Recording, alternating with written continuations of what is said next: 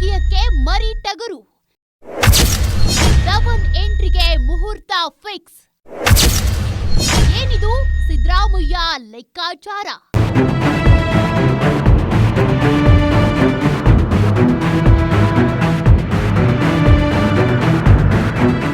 ವೀಕ್ಷಕರೇ, ಕರ್ನಾಟಕ ರಾಜಕೀಯದಲ್ಲಿ ಇದೀಗ ಹೊಸ ಚರ್ಚೆ ಶುರುವಾಗಿದೆ. ಮುಖ್ಯಮಂತ್ರಿ ಸಿದ್ದರಾಮಯ್ಯ ಅವರ ರಾಜಕೀಯ ಉತ್ತರಾಧಿಕಾರಿ ಯಾರು ಎಂಬ ಪ್ರಶ್ನೆ ಮತ್ತೆ ಮುನ್ನೆಲೆಗೆ ಬಂದಿದೆ. ದಶಕಗಳ ಕಾಲ ರಾಜ್ಯ ರಾಜಕೀಯದಲ್ಲಿ ತಮ್ಮದೇ ಆದ ವರ್ಚಸ್ಸು ನಿರ್ಮಿಸಿಕೊಂಡಿರುವ ಸಿದ್ದರಾಮಯ್ಯ ಕುಟುಂಬ ರಾಜಕಾರಣವನ್ನ ಹಲವು ಬಾರಿ ಟೀಕಿಸಿದ ನಾಯಕ. ಆದರೆ ಬದಲಾದ ರಾಜಕೀಯ ಪರಿಸ್ಥಿತಿಯಲ್ಲಿ ಅವರ ಪುತ್ರ ಯತೀಂದ್ರ ಸಿದ್ದರಾಮಯ್ಯ ಅವರ ರಾಜಕೀಯ ಪಾತ್ರ ಮತ್ತು ಇದೀಗ ಮೊಮ್ಮಗ ದವನ್ ರಾಕೇಶ್ ಅವರ ರಾಜಕೀಯ ಭವಿಷ್ಯದ ಬಗ್ಗೆ ಚರ್ಚೆಗಳು ನಡೀತಿವೆ. ದವನ್ ರಾಕೇಶ್ ರಾಜಕೀಯ ಪ್ರವೇಶ ಯಾವಾಗ? ವರುಣಾ ಕ್ಷೇತ್ರವೇ ಅವರ ರಾಜಕೀಯ ವೇದಿಕೆ ಆಗಲಿದೆಯೇ? ಸಿದ್ದರಾಮಯ್ಯ ಅವರ ಮುಂದಿನ ರಾಜಕೀಯ ಲೆಕ್ಕಾಚಾರ ಏನು? ಈ ಎಲ್ಲಾ ಪ್ರಶ್ನೆಗಳು ರಾಜಕೀಯ ವಲಯದಲ್ಲಿ ಚರ್ಚೆಯಾಗ್ತಿವೆ. ಈ ಎಲ್ಲಾ ಬೆಳವಣಿಗೆಗಳ ಬಗ್ಗೆ ಸಂಪೂರ್ಣ ವಿಶ್ಲೇಷಣೆ ನೋಡೋಣ ಬನ್ನಿ.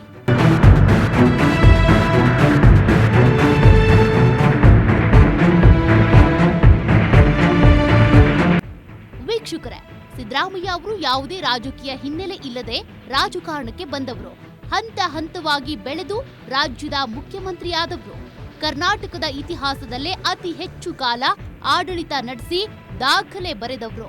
ಸಮಾಜವಾದಿ ಸಿದ್ಧಾಂತ, ಲೋಹಿಯಾ ವಾದವನ್ನ ಪ್ರತಿಪಾದಿಸುವ ಸಿದ್ದರಾಮಯ್ಯ ತಮ್ಮ ರಾಜಕೀಯ ಜೀವನದಲ್ಲಿ ಕುಟುಂಬ ರಾಜಕಾರಣವನ್ನ ಕಟುವಾಗಿ ಟೀಕಿಸುತ್ತಾ ಬಂದವರು. ಈ ಹಿಂದೆ ಅಂದ್ರೆ ಜನತಾ ಪರಿವಾರ ಮತ್ತು ಜೆಡಿಎಸ್ನಲ್ಲಿದ್ದಾಗ ಗಾಂಧಿ ಪರಿವಾರದ ಕುಟುಂಬ ರಾಜಕಾರಣವನ್ನ ಟೀಕಿಸುತ್ತಾ ಸೋನಿಯಾ ಗಾಂಧಿಯ ಬಗ್ಗೆ ಹೀನಾಮಾನವಾಗಿ ಮಾತನಾಡಿದ್ರು. ಆದರೆ ಬದಲಾದ ರಾಜಕೀಯ ಪರಿಸ್ಥಿತಿಯಲ್ಲಿ ಕೊನೆಗೆ ಅದೇ ಸೋನಿಯಾ ಗಾಂಧಿ ಸಮ್ಮುಖದಲ್ಲಿ ಕಾಂಗ್ರೆಸ್ ಪಕ್ಷ ಸೇರಿದ್ರು. ಕಾಂಗ್ರೆಸ್ ಪಕ್ಷ ಸೇರಿದ ಬಳಿಕ ಮಾಜಿ ಪ್ರಧಾನಿ ಎಚ್.ಡಿ. ದೇವೇಗೌಡರದ್ದು ಬರೀ ಕುಟುಂಬ ರಾಜಕಾರಣ ಅಂತ ನಿಂತಲ್ಲಿ ಕುಂತಲ್ಲಿ ಟೀಕಿಸುತ್ತಾ ಹೀಯಾಳಿಸುತ್ತಾ ಬಂದವರು. ಹೀಗೆ ತಮ್ಮ ರಾಜಕೀಯ ಜೀವನದ ಪ್ರತಿ ಹಂತದಲ್ಲೂ ಕುಟುಂಬ ರಾಜಕಾರಣವನ್ನ ವಿರೋಧಿಸುತ್ತಾ ಬಂದ ಸಿದ್ದರಾಮಯ್ಯ ಇದೀಗ ಅದೇ ಕುಟುಂಬ ರಾಜಕಾರಣವನ್ನ ಎರಡೂ ಕೈಗಳಿಂದ ಅಪ್ಪಿಕೊಳ್ತಿದ್ದಾರೆ. ಇದಕ್ಕೆ ಇತ್ತೀಚಿನ ಉದಾಹರಣೆ ಅಂದ್ರೆ ಮೊನ್ನೆ ಸಂಪುಟ ರಚನೆ ಸಂದರ್ಭದಲ್ಲಿ ತಮ್ಮ ಆಪ್ತರನ್ನ ದೂರವಿಟ್ಟು ಕೇವಲ ತಮ್ಮ ಪುತ್ರ ಯತೀಂದ್ರ ಮತ್ತು ತಮ್ಮ ಮಾನಸ ಪುತ್ರ ಬೈರತಿ ಸುರೇಶ್ಗೆ ಮಾತ್ರ ಸ್ಥಾನ ಕೊಡಿಸಿ ಪರಿವಾರ ರಾಜಕೀಯಕ್ಕೆ ಜೈಕಾರ ಹಾಕಿದ್ದಾರೆ. ಇದೀಗ ಅದಕ್ಕಿಂತ ಮುಂದೆ ಹೋಗಿ ತಮ್ಮ ಮೊಮ್ಮಗ ದವನ್ ರಾಕೇಶ್ ರಾಜಕೀಯ ಪ್ರವೇಶಕ್ಕೆ ಸದ್ದಿಲ್ಲದೆ ಪಿಚ್ ರೆಡಿ ಮಾಡ್ತಿದ್ದಾರೆ. ಹಾಗಾದ್ರೆ ಇಷ್ಟು ದಿನಗಳ ಕಾಲ ಮೊಮ್ಮಗನ ರಾಜಕೀಯ ಪ್ರವೇಶದ ಬಗ್ಗೆ ತಲೆಕೆಡಿಸಿಕೊಳ್ಳದ ಸಿದ್ದರಾಮಯ್ಯ ಇದೀಗ ದಿಢೀರಂತ ಮೊಮ್ಮಗನ ಬಗ್ಗೆ ಯೋಚಿಸ್ತಾ ಇರೋದಕ್ಕೆ ಒಂದು ದೊಡ್ಡ ಕಾರಣವೇ ಇದೆ. ಇತ್ತೀಚೆಗೆ ಸಿದ್ದರಾಮಯ್ಯ ತಮ್ಮ ಮುಖ್ಯಮಂತ್ರಿ ಸ್ಥಾನಕ್ಕೆ ರಾಜೀನಾಮೆ ನೀಡಿದ್ರು. ಈ ವೇಳೆ ಸಿದ್ದರಾಮಯ್ಯ ಅವರಿಗೆ ಒಂದು ಆಘಾತಕಾರಿ ವಿಚಾರ ಅರಿವಿಗೆ ಬಂದಿದೆ. ಹಾಗಾದ್ರೆ ಸಿದ್ದರಾಮಯ್ಯ ಅವರ ಅರಿವಿಗೆ ಬಂದ ಆ ವಿಚಾರ ಏನು? ದಶಕಗಳ ಅಹಿಂದ ಸ್ನೇಹಿತರನ್ನ ಬದಿಗಿಟ್ಟು ತಮ್ಮ ಮಗ ಯತೀಂದ್ರ ಮತ್ತು ಮೊಮ್ಮಗನ ರಾಜಕೀಯ ಭದ್ರಪಡಿಸಲು ಹಾತೊರೆತಿರೋದು ಯಾಕೆ? ದವನ್ ರಾಜಕೀಯ ಭವಿಷ್ಯ ಮತ್ತು ಪ್ರವೇಶಕ್ಕೆ ಸಿದ್ದರಾಮಯ್ಯ ಹಾಕಿರುವ ರೂಟ್ ಮ್ಯಾಪ್ ಹೇಗಿದೆ? ಎಲ್ಲವನ್ನೂ ವಿಸ್ತೃತವಾಗಿ ನೋಡೋಣ. ವೀಕ್ಷಕರೇ, ಸಿದ್ದರಾಮಯ್ಯ ಅವರನ್ನ ಕಾಂಗ್ರೆಸ್ ಹೈಕಮಾಂಡ್ ದೆಹಲಿಗೆ ಕರೆದು ರಾಜೀನಾಮೆ ಕೇಳಿದ ವಿಚಾರ ರಾಜ್ಯದಲ್ಲಿ ಮಿಂಚಿನ ಸಂಚಲನ ಮೂಡಿಸಿತ್ತು. ರಾಜ್ಯದ ಮೂಲೆ ಮೂಲೆಯಲ್ಲೂ ಸಿದ್ದರಾಮಯ್ಯ ರಾಜೀನಾಮೆ ಬಗ್ಗೆ ಚರ್ಚೆಗಳು ಶುರುವಾಗಿದ್ವು. ಸಿದ್ದರಾಮಯ್ಯ ರಾಜೀನಾಮೆ ನೀಡಿದ್ರೆ ರಾಜ್ಯದಲ್ಲಿ ರಕ್ತಪಾತವಾಗುತ್ತೆ, ಅಹಿಂದ ಸಮುದಾಯ ರಸ್ತೆಗಿಳಿದು ಹೋರಾಟ ಮಾಡುತ್ತೆ, ಎಲ್ಲೆಲ್ಲೂ ಪ್ರತಿಭಟನೆಗಳು ನಡೆಯುತ್ತವೆ ಅಂತ ಎಲ್ಲರೂ ಭಾವಿಸಿದ್ರು. ಆದ್ರೆ ಇದ್ಯಾವುದಕ್ಕೂ ಸಿದ್ದರಾಮಯ್ಯ ಅವಕಾಶ ನೀಡಲಿಲ್ಲ.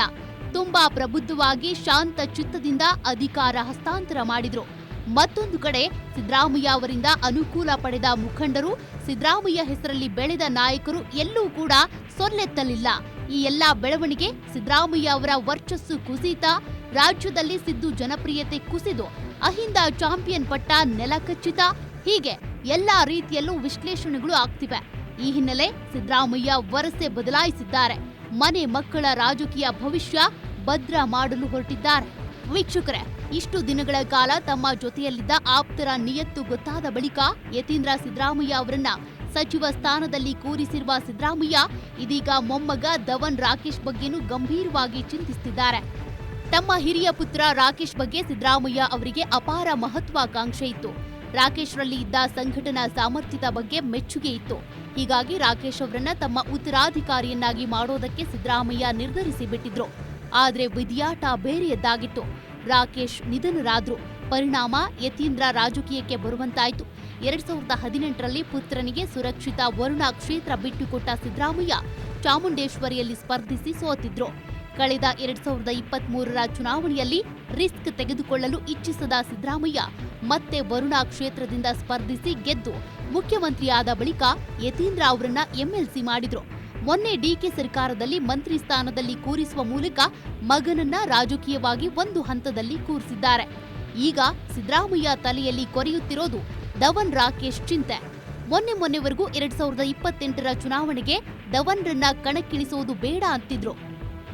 ಆದ್ರೂ ಕಳೆದ ಚುನಾವಣೆಯಲ್ಲಿ ವರುಣಾ ಕ್ಷೇತ್ರಕ್ಕೆ ಧವನ್ರನ್ನ ಪರಿಚಯಿಸಿದ ಸಿದ್ದರಾಮಯ್ಯ ಬಹಿರಂಗ ಸಭೆ ಸಮಾರಂಭಗಳಿಗೆ ಮೊಮ್ಮಗನನ್ನ ಕರ್ಕೊಂಡು ಹೋಗಿ ರಾಜಕೀಯಕ್ಕೆ ಎಂಟ್ರಿ ಬಗ್ಗೆ ಸುಳಿವು ನೀಡಿದ್ರು. ಇದಲ್ಲದೆ ರಾಹುಲ್ ಗಾಂಧಿಗೆ ಪರಿಚಯ ಮಾಡಿಸಿದ್ರು ಕೂಡ. ಆ ಮೂಲಕ ನನ್ನ ಉತ್ತರಾಧಿಕಾರಿ ನನ್ನ ಮೊಮ್ಮಗ ಅನ್ನೋದನ್ನ ಸಾರಿ ಹೇಳಿದ್ದ ಸಿದ್ದರಾಮಯ್ಯ 2033ರ ಚುನಾವಣಾ ಅಖಾಡಕ್ಕೆ ಮೊಮ್ಮಗನನ್ನ ಇಳಿಸೋಕೆ ಪ್ಲಾನ್ ಮಾಡಿದ್ರು. ಆದ್ರೆ ರಾಜೀನಾಮೆ ಎಪಿಸೋಡ್ ನಂತರ ಅವರ ನಿರ್ಧಾರ ಬದಲಾಗಿದೆ.